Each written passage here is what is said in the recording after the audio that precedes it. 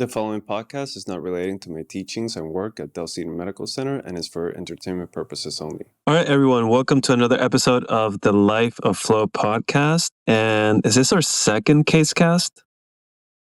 Second Casecast. Casecast. I love saying that. Anyways. It's kind of like a Zoolander thing. Casecast. Yeah, I know. Anyways, Miguel brings us another case from Hope Houston. Not yet. Hope Houston. And a lot of interesting pearls. Kind of seems like an underwhelming case. I was pretty bored at the beginning, but then it got really interesting. And yeah, what do you think, Miguel? Yeah, it's like a Tarantino movie. It's going to be real slow, and then at the end you're like, "Oh, this was fun." So I will, however, make a quick intro of this guy. We elected to do the clinical intro at the intro, so the snippet is this is a 65-year-old gentleman who has a past medical history remarkable for hypertension on one single medication, and that very oddly enough, and out of the blue, had a acute limb ischemia related to a CV19 at the very, very initial months where there was a lot of uncertainty. It ended up requiring right lower extremity thrombectomy with both a popliteal and a femoral cut down. And by his remarks, his leg was never the same. After that, he's always had chronic pain. Sometimes he believes there's pain at night.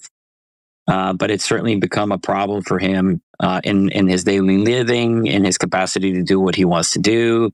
He says it's stopped him from doing any exercise at all. And despite in our first initial visits a few months ago, we talked about exercise diastole, and we have tried that. It has failed. And so we recognized on ultrasound that there was a short, very tight focal stenosis in the range of 90% and above in the distal SFA. And so we got into this case thinking this was going to be a relatively straightforward case of a very short task A lesion. Very, very atypical for us to see that in our clinic, because we really dedicate 95% of our resources to chronic limb-threatening ischemia. But anyway, this was what we thought was the right thing to do. And, we never really thought that there was going to be some surprises along the way. So hopefully you'll take some of the perils and some of the stressy moments that we had, and they help you maneuver some of your potential experiences. So anyway, that's it. Should we go into the case? Just dive in. Vámonos. Two vascular surgeons walk into a bar and come out with a podcast. We are talking everything vascular and not. Welcome to the Life of Flow podcast. All right. Well, here's our original image. This is going to be that right lower extremity we discussed at the top of the program. And very inconspicuous, other than the fact that you could see some surgical clips. Yeah. This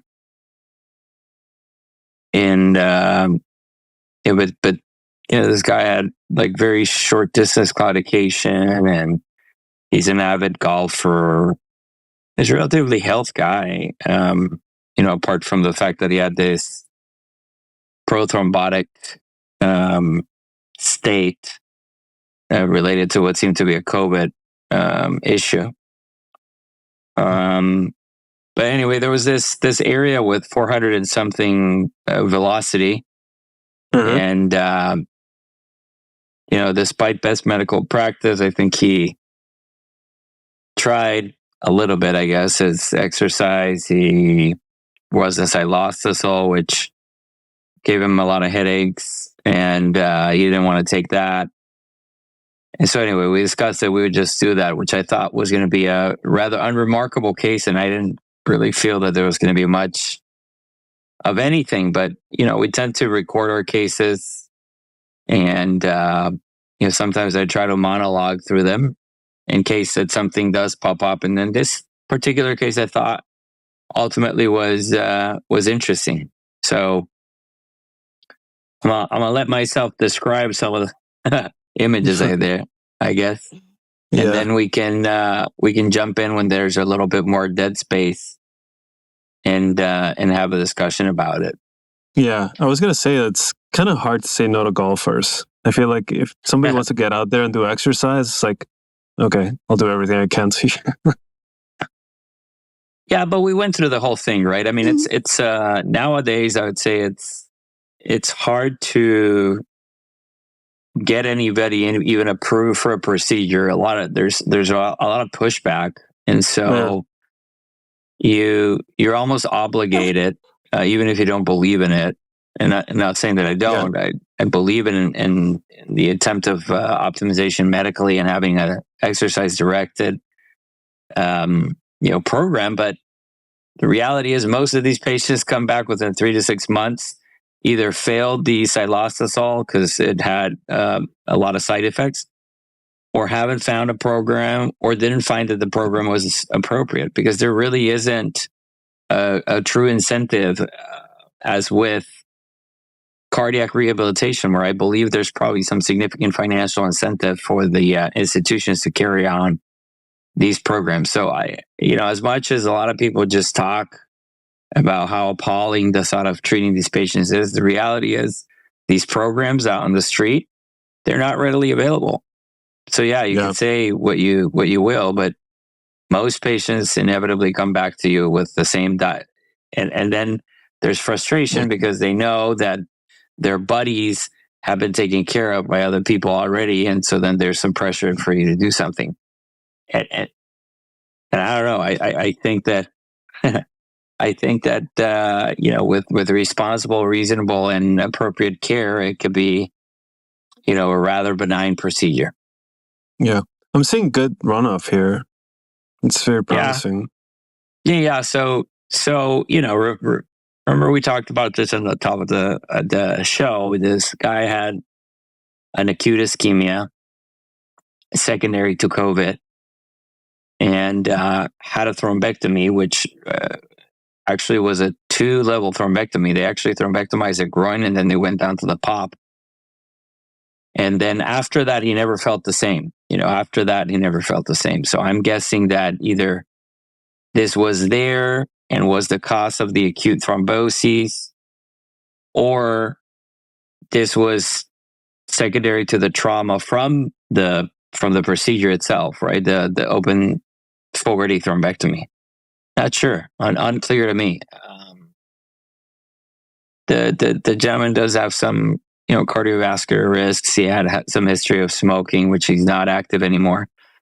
And there's not a ton of calcium, as you can see it in that, and the ultrasound. It seemed like there was a lot of homogeneous material. So I'm thinking this was related to the event and not necessarily the reason why the event happened. Yeah. So your thought process here is IVUS, you're thinking is probably going to look fine, get out. Or what were you thinking? No. I'm thinking this gentleman has a very tight, over 90-something% stenosis of a very small task A lesion, like these things that we never see. Like, this is a rarity. And to a certain extent, you see the wire hanging up right there. Yeah. But it's very rare that I get, for me, this is a low hanging fruit in the technical space. And I'm thinking this is going to be a rather easy lesion. I may want to debulk it if I believe that there's some fresh and or soft material. I'm probably going to treat it with a drug-coated balloon, and then I'm going to be out the door. That was really my thought. But in order to get there, the idea here is, to get the wire set in place and to get imaging inside, right? So you were thinking probably based on the extravascular ultrasound, I already had an idea of the type of plaque, right? It wasn't creating a huge echo shadow you can't see calcium on the angiogram. So I was already thinking that there was something, whatever it was tight, but whatever it was soft. And you were thinking laser or Rotarex, which I know you have. I have both available. I have had less luck with laser than with Rotarex. And so I feel that is usually what I, gravitate towards. I know you'd probably consider something else. I would probably laser. I mean, if I think it's soft, if I think it's at this point collagen from thrombus or neointimal hyperplasia from injury, then I would probably laser. But it depends how it looks in IVUS. If it's, concentric, eccentric, Yeah. And do you use distal protection when you use laser? Because that's one thing that I've been, just sometimes, unfortunately having to deal with, which is the laser looks great, but usually I can find a piece of it down below. Yeah, for sure. If I think it's clot, for sure. Okay. The other thing that you could do is that I might consider is just putting a pounce in and seeing if the pounce takes some of that. If I think it's semi-acute thrombus, that might be an option. Yeah. The amount of new companies that are popping up with different devices for this particular purpose is very interesting. And some of them are very, very, very steep cost-wise. But I've already been pretty surprised with some other companies that have essentially watered it down to just the basket on a wire, and then you do it through a sheath, right? Like you don't even have to have everything else. But let's actually go to the video and see, see all what I found on IVUS and maybe the description of it that I had at the time, and then we could discuss. Okay. Yeah, you see, that seems very soft. I'm going to say there's probably some of that residual clot that's organized now and have created these very tight spots that have led to lifestyle limiting symptoms. Yeah. That looks like neointimal hyperplasia to me. And that's already in the common family. Yeah, it's not clot. All right, go ahead and stop the recording if you don't mind. And go ahead and you hold the wire for me, please.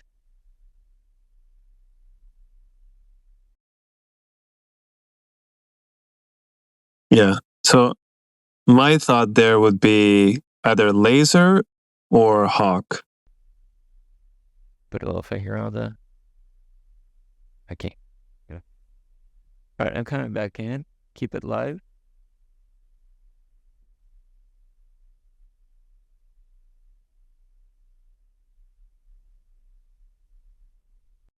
I don't even remember last time I used the hawk. Yeah. We didn't use it much in training in Houston. I kind of learned it afterwards, yeah. What were you thinking? Why don't use the hawk? No. What were you thinking when you were seeing this image, this IVUS image? Yeah, I'm going back in, as you see. What I want to do is I want to probably mark outside of the body. I'll just find exactly where the tight area is. There's a moderate stenosis there, and then there's a really, really significant one down below right there. Yeah. So, I mean, I'm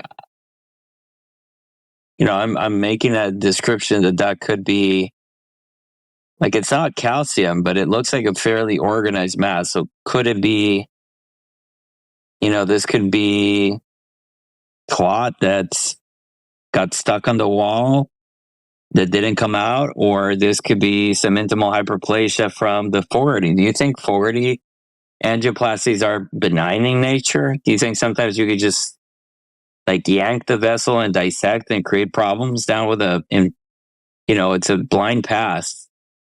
Yeah, I mean, back in the day when I did my research masters, that's what I used to do to create my models in mice. I would just pass a coronary dilator, and that would just create a ton of intimal hyperplasia in the carotids of mice. So if you're yanking on a Fogarty, for sure you're injuring that intima.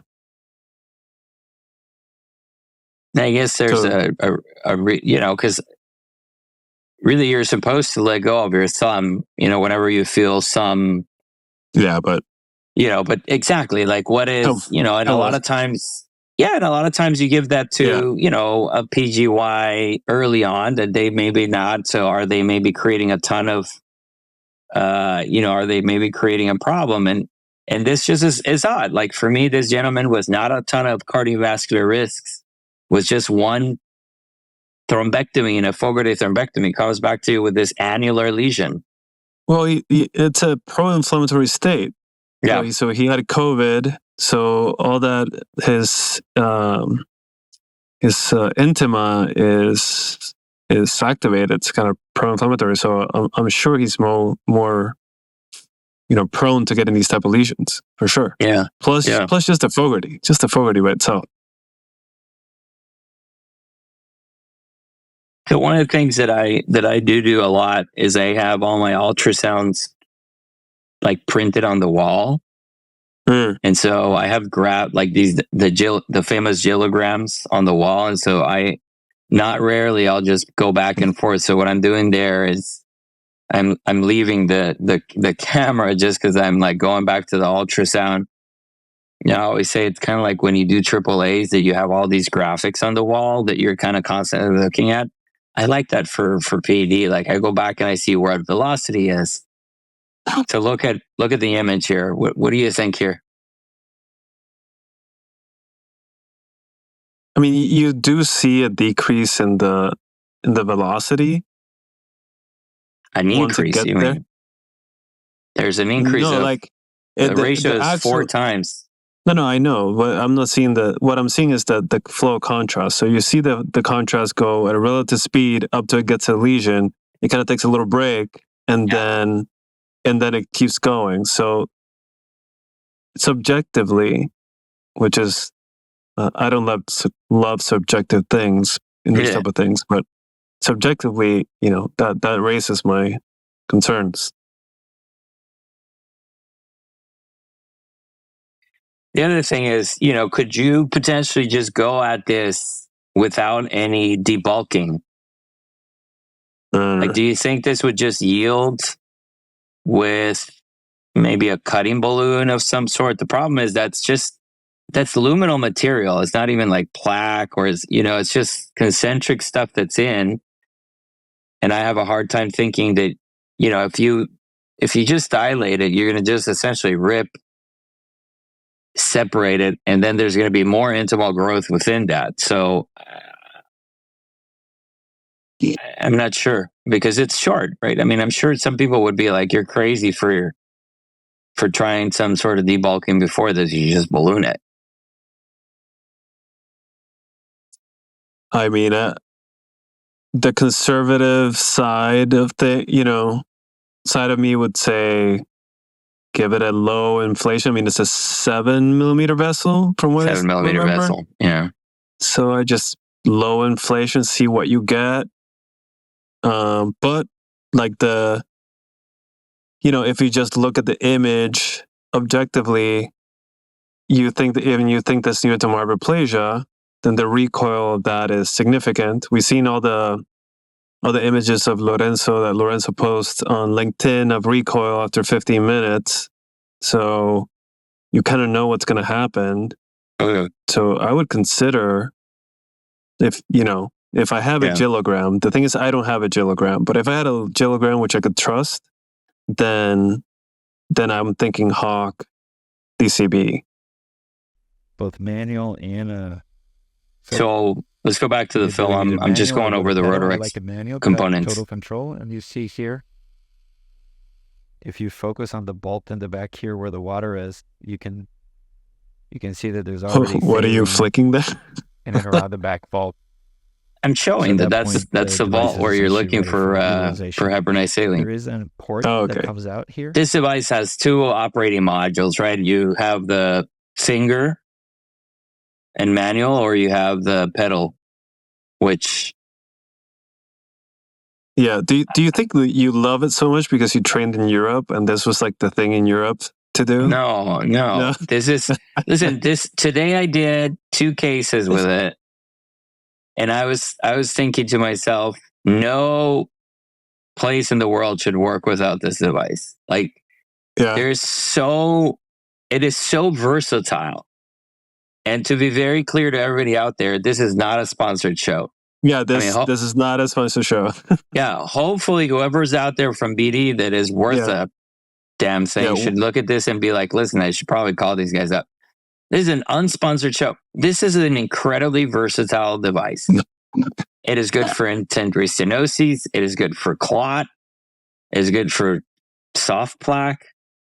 And I mean, the embolization rates with the dual aspiration suction ports is incredibly good. I mean, you take out 100, 200 mLs of material and blood. It is not these microscopic suction ports that some of these devices toot their horn on, which I think are just useless. This is an actual really aggressive device. Now, like a lot of things, you just have to learn how to use it really, really well. And because of how good it is, it can actually be dangerous. And I think a lot of people have gotten in trouble because they just want to make it do what it doesn't necessarily do. But listen, if you're out there and you want to be really good at this, I don't think that you should be able to not have this around. And I know, and I say this precisely for you because I think you never use it. I use it. I have it. You do? Good. Yes, good. Sparingly. Okay. Well, you've come to love, your Arian. And I've never had my hands on it. I can tell you that my experience with the Spectranetics or Philips laser is not as good as what the Arian users nowadays talk about. Well, I'll take 80% of the effect if I can get 50% more safety. That's kind of my reasoning. Yeah, but that's, it's as safe as an airplane, right? If I give you an airplane and you have no idea how to fly it, you're going to crash it, But airplanes actually are one of the safest means of transportation because in educated hands, it shouldn't be an issue. Look at that. It's like soft. It's beautiful. It's doing what it's got to do. Yeah. There's nothing dangerous here. If it hits something that it shouldn't, it usually clutches. And pay attention to the RPMs. How they change when you go through the area there, down the distal third.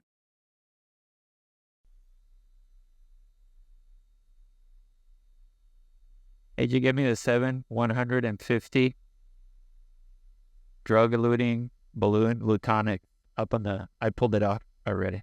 Yeah. I mean, that's the thing. It's like you have to have that tactile and auditory sense. Like, that's with every device, don't you think? Like, anybody that says I don't use atherectomy devices is because he's never been educated, or they've never been educated appropriately so how to use it. Because it's a lie that you can treat everything without them. That's just false. And so if you say you don't, it's because you've never had the blessing of being educated appropriately and know how beneficial they can be in the right setting. That's hot takes. We're getting some hot takes. It's true. I agree. I agree. I'm not a believer in atherectomy. Well, then you've never done it right. Like, I'm sorry, but like, there's no way you can say this tight annular ring of calcium is going to yield with anything other than sometimes atherectomy. Yes, I agree. Not every lesion requires atherectomy. But that doesn't mean that there's no place for atherectomy in very specific scenarios. And the reason why you don't feel comfortable doing it is because you've never been taught or you don't have enough experience.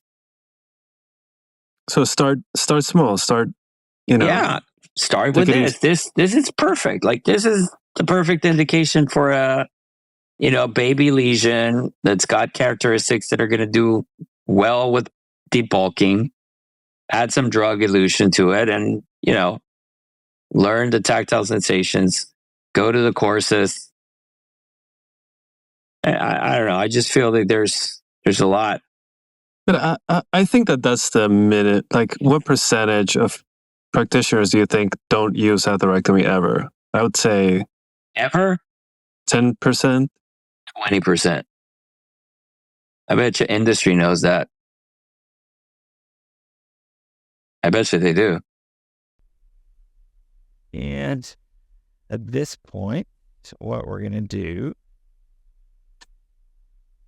is get that. That's true. It's interesting that comment. Did you hear that? Yeah. What was it? This is, what we're saying, what I was mentioning here is that once we did once we used the Rotarex through this, two things. One, there was a marginal improvement in the luminal gain, in lumen, so luminal gain, which was what we wanted. And two, the collaterals that were above the lesion have now become, are not perfused. And that's a very typical thing you see, right? If there is a CTO or a tight lesion above it, there's always going to be this significant amount of collaterals. The moment that you reestablish flow through the lumen, then the collaterals go away. And so that's a good way of knowing, at least hemodynamically, are you in the right way? And so that's what I was just noting, that hemodynamically, this already looks better. I'm going to go back on the screen here. Try not to touch too much. No, I didn't pay attention to what I'm doing there, but I'm going to say it's probably a drug-coated balloon. Yeah. Okay. Just seeing with that peel away that I did, that makes me think that this is probably a Lutonix balloon, because that's what I have in the lab. And I'm going to say that I probably subselected a 7 long, because there was not only that distal tight lesion, but there was one in the mid SFA too. So I probably want to attack the whole thing. 2 dots also is very telling that that's a Lutonix. Yeah, so there you go. That's probably a long, a 6-220 or a 6-300 or a 7-300.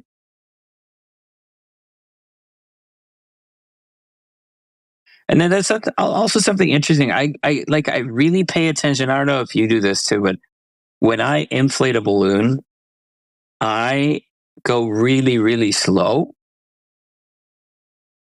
See what I'm saying? I'm like, we're going to go real slow. Let's just see this up, because there's a reason why I'm going slow, and maybe I comment on that. If not, I'll make the comment here. And that does look like a 7. That looks like a big ass balloon.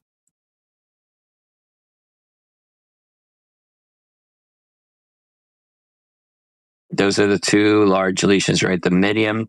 So that's exactly what I'm saying, right? If you go slow, you realize those are the 2 areas. Yeah. I do the same thing. Yeah. Because it just tells you what's going on, right? You go slow, you're like, okay, these 2 are my areas of interest. And I don't want to rip them, and I don't want to dissect them, and I want to let them yield slowly and open.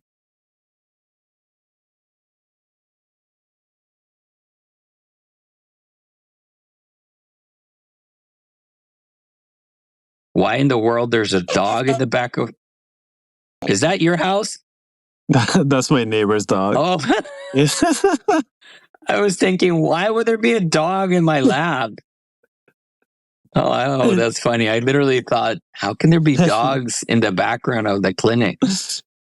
Yeah. Well, you're in the med center, so doesn't surprise me. I mean, it could absolutely be. Yeah. Get all the way into those numbers. That's important. Here you can see that we're at 6 atmospheres. I may just try to keep it at 6 and see if that proximal one wants to yield.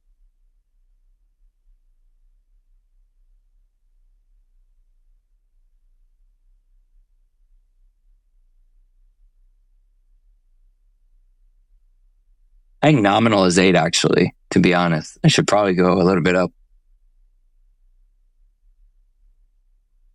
I think you're just playing with the waist. Seems like I do the same thing. Just go super slow until it pops.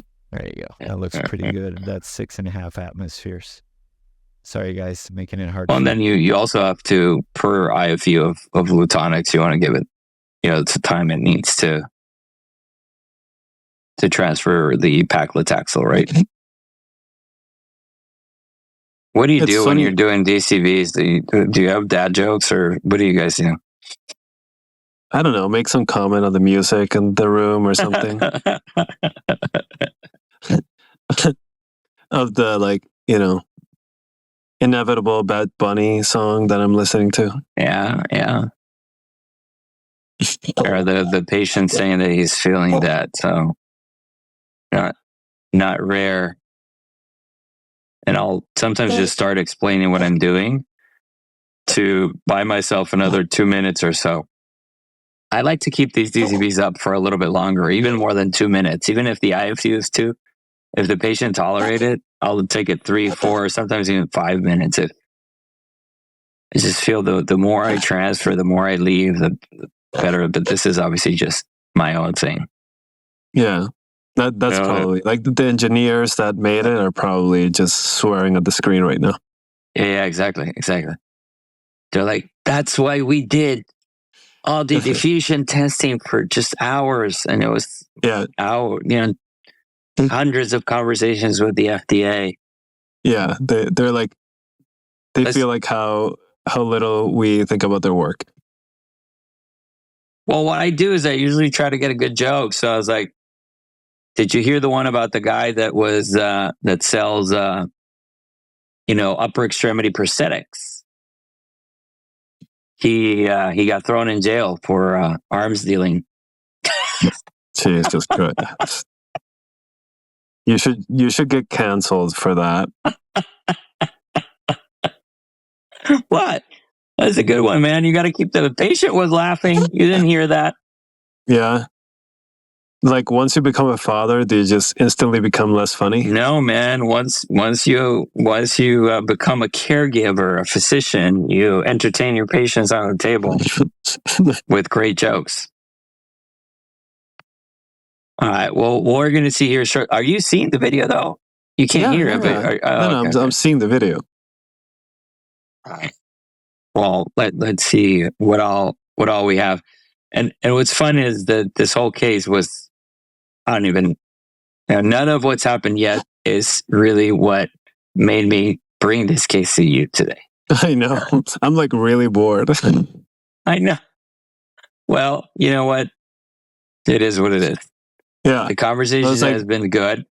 And for anybody out there that's starting, we'll find a lot of appealing information here.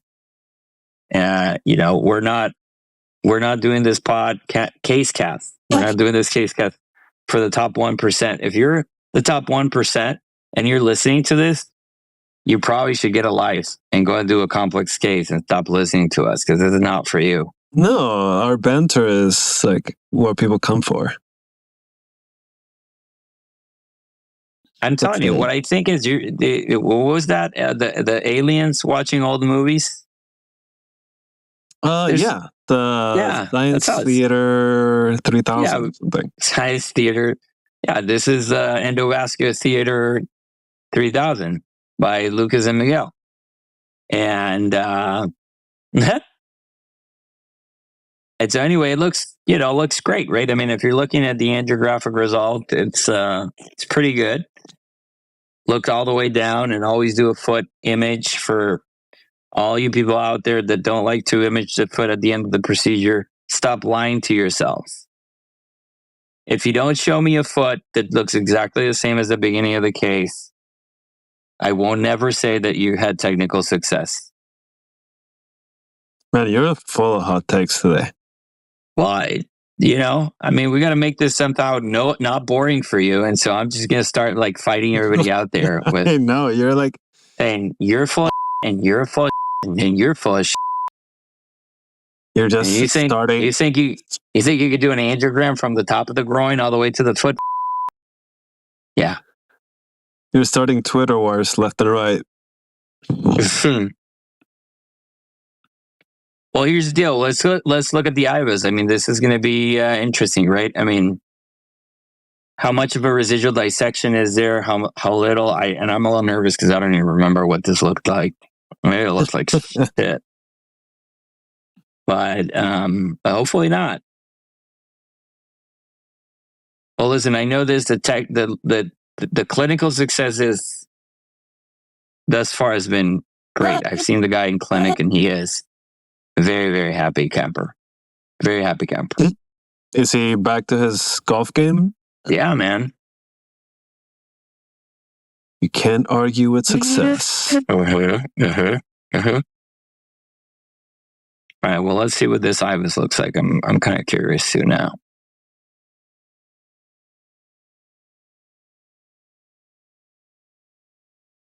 That was where we left it, remember? Yeah. All right, drum roll, please.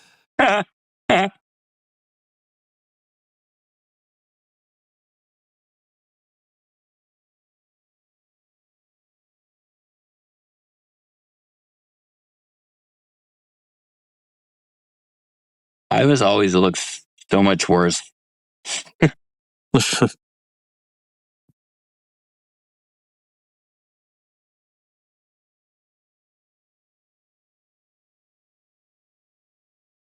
I mean, looks pretty good so far. Looks pretty damn good thus far, yeah. I'm a little afraid. I think so. Maybe that was the worst part, maybe? Oh, go back.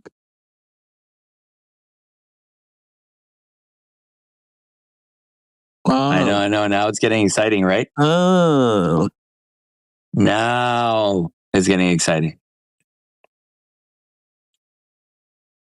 See what I said? Interesting towards the end. Yep. So, I mean... So this is common femoral. I'm going back in. Looks great, yeah. Look at this. Interesting towards the end. Yeah, that wasn't there, but going back to the lesion you treated, it looked great. Look at this. Yeah. I'm right now like, no words, because I'm like, what the is this? Like, this wasn't there when I started. You done messed up. No, but here's the deal. It was there. You went back and looked at it? Yeah, of course. Okay. I didn't see that at the beginning, but look at this is a thick, big chunk that's floating in the first 2 centimeters of the SFA. I didn't even dilate there. My balloon wasn't even in the SFA proximally. Yeah. No. So then I started just like, well, where did this come from? And I was like, well, this is a little bit big to ignore. Like, let me just, well, you can't hear anything of what I'm saying, but I'll cut the audio there as you thought, well, what do you do? Hey, this guy came for intermittent claudication and severe failed exercise, yada, yada. Duplex does not show this dissection thing. It does show that, distal thing. We treated it. It looks beautiful. IVUS looks beautiful. It looks like there was nothing in that artery. Look, you can't even see it. Well, you can kind of see a little something there. Now with malicious eyes, is that little white thing there? Right there, maybe? Now I could see it angiographically. And that's what I'm saying right now is, AJ, can you do me a favor? Let's go back to the original one. AJ, would you do me a favor? So we're going to go back to the original IVUS and see if this thing was there. Because if it was, you missed it too. The same way I missed it. No, I 100% missed it. See if this is worth. Look, that's the first image. Look at it. Getting overly excited about or not. So this there is might be something now that I look at it. I know. And I mean, I use 1 ml of contrast, to be very clear. Now look at me in the back. Like I'm like went straight to the IVUS machine because I'm like, what the is this? Like, I know the feeling. I know, right? Like now I'm like, well, wait, this wasn't there. Okay, this is your OG, so we're gonna see the lesion again, right? So we should see the lesion here coming in. That's the lesion. Okay. We already treated that. Ignoring that it's totally gone after you treated it. So yeah. Like let's celebrate for a second that what I did was like badass. Thank you. But look at this. I pull so fast towards the end that I didn't really think about it. But you can see it go. I think so. What do you think? Tell me. Boom. Yeah. It's there, right? It is there. Yeah. That's weird. Wait, right there. It was there to begin with.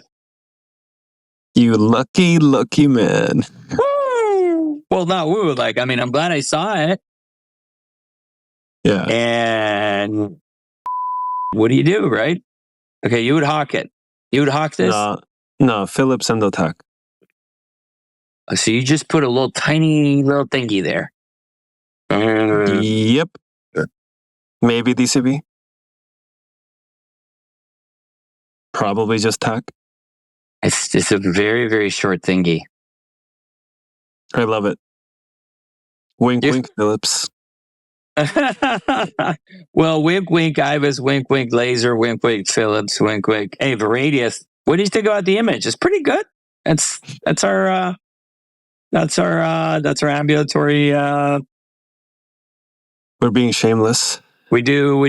That's where we do 150 cases a month. Manifestation is what I call that. You and Oprah. So far from that. But anyway, now I'm back. I'm back to it because I want to mark this. I want to make sure whatever I do, I'm going to attack the. I cannot let that go. Mm-hmm.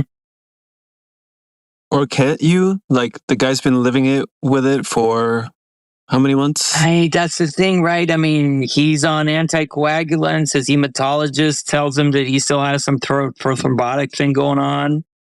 I find this big flap and a leg that's gone down. Can you leave the room without anything? I don't. No. That's the thing, right? Like, I feel like, yeah, I was very torn because half of me was like, okay, well, he's probably had this for a while. You probably should leave it. And the duplex didn't show it, which, I trust my duplex to the death, but then I can't not look at that. I mean, look at it. It looks like a big booger. It's thick. Oh my God. Is this a knock on Jill? No, well, this wasn't Jill's duplex, but we'll make sure that we, ultrasound could fail. Oh, Jill. She hates you now. Yeah. You say to me for a while. So I mean, I guess I'm just trying to see what I'm trying to do. You see the longitudinals.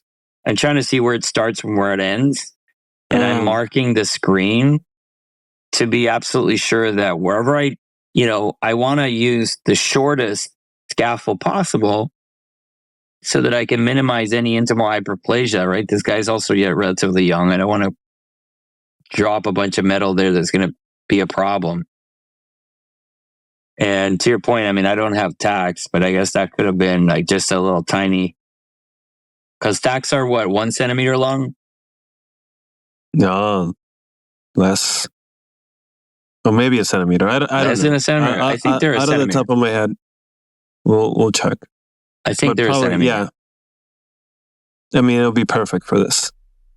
Can you stop that and give me a measurement of the OD? Go on. All right, so we're going to go ahead and measure here and say, okay, well, what size? Because this is the proximal space. Is it still 7 or should it be a little bit bigger? Okay, diameter. And go here. Yeah. It's a big one. Yeah, well, now I'm speaking Spanish to AJ because I was like, AJ, it's not even in the half. Like, just do it. Totalmente. I love how we when we get pissed off or anxious, we immediately go to Spanish. I do the same thing. And then who understands no one. Absolutely no one. Well, the good thing is everybody at home speaks Spanish. Dame la cosa esa. And they're all looking at me. All right, let me just advance this a little bit and go into hyperspeed here because I think that there's Not a whole lot other than just selecting I go out to shop. I try to figure out what scaffold I have available, and then I'm coming back. And so I'm going to go ahead and do a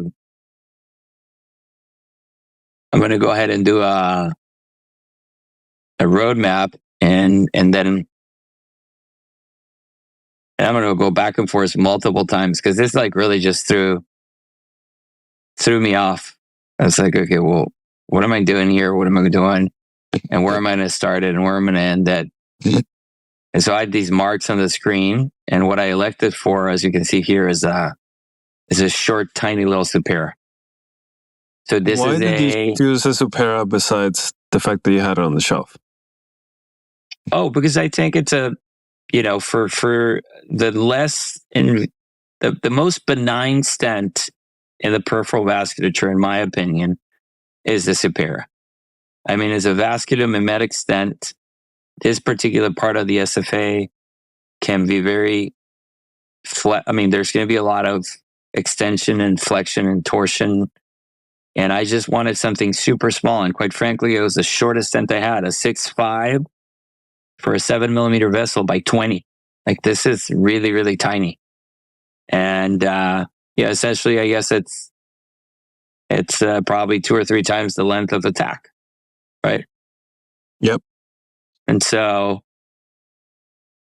I'm going back and forth. I'm making sure that I'm like dropping in the right place. I'm going to mag up significantly, as you can see here.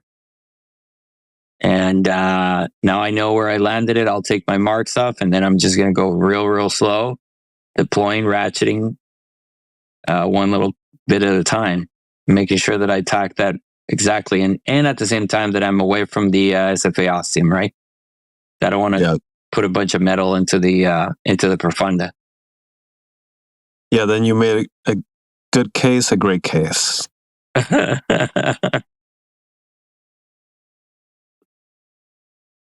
Yeah, as you can see, there's not a lot of, I'm not talking much. Now I went from the chatty dude to like no words whatsoever, and whatever words come out are in Spanish. That means I'm like a little stressed out with this weird thing. I think it's probably, to be very honest, I think I'm going back to the same thing. Like, why is that there? I think this is all traumatic from the thrombectomy. Don't you think? Probably. Like, it'd be interesting to from all the forward. I mean, we don't do them as much nowadays, but from all the 40 thrombectomies we've done, it'd be very interesting to drop an IVUS and see what an artery looks like after we've done this relatively benign procedure. I'm going to say a hot take. I would say that given the new devices we have for the vascular thrombectomy, the open thrombectomy should be like third tier down the decision tree. Yeah. Well, things have gotten so much better, man. I mean, with AI algorithms, with devices that now are larger, with collapsible cages that actually drag, because that's always been the problem, right? If you can't suck a ball through a straw, but you can certainly break it down and pull it in. And that's, I think, been a major change and improvement in what we're doing lately. So, I mean, I'm very happy, right? It seems like it hit the right spot. The angiogram looks like it's perfect, right? It's not. It's right at the ostium of the SFA. It's distally covering the area of the dissection. And I think that what I ended up doing here is, let's go back to the IVUS one more time and take a look at what that looks like on the inside, because I think it's very telling, that I missed it, because I was like, at this point, I was like, oh God, I want to make sure I didn't miss it. So there's coming back. You thought you missed it with the stent. Yeah. Well, I mean, I wanted to make absolute certainty, and then boom, there it is. Scaffold is in the right spot. Perfect. Yep. Right before the ostium of the profunda. So at that point, you can take a little deeper breath and kind of start closing out. Yeah, now we can start speaking English again. So anyway, man, I guess I can. Let me see if there's something else here I can show you. To your point, where the success. So the guy's doing fine. He's feeling better, and this is his duplex. Eternally jealous of your duplexes. So that's his duplex. The stent is in the right spot. All velocities are triphasic. Pedal acceleration time is 1. There's no residual lesion there. Remember, there was this. Let me go back. This was that ratio of 4.0 with 300 or something velocity, and then the moderate stenosis in the middle. That's all gone. But anyway, that was it, man. What do you think is the over/under that the lesion comes back in 2 years? Which one? The distal one. The tight? Yeah.